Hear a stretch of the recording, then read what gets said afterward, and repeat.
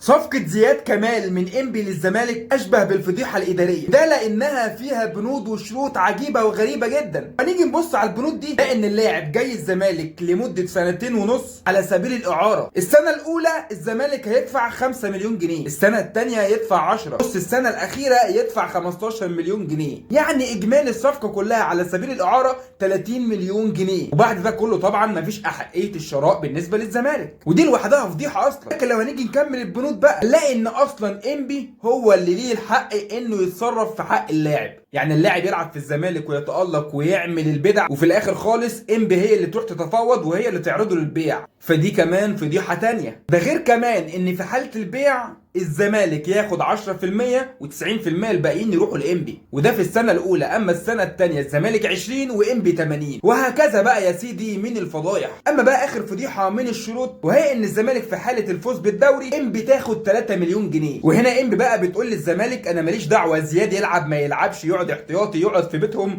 انت لو خدت دوري هتديني 3 مليون جنيه. وكمان في حالة فوز الزمالك بالكاس المباراة اللي جاية قدام الاهلي انبي هتاخد مليون جنيه. برضه لو زياد كمال قاعد في بيتهم فبرضه انبي هتاخد الفلوس لو الزمالك كسب. فكل الشروط اللي قلتها لك دي موجودة في صفقة زياد كمال للزمالك. فالحقيقة انا معرفش هل ده ذكاء وشطارة من الاخرين ولا ده غباء مننا احنا. وكفاية عظمة لحد كده.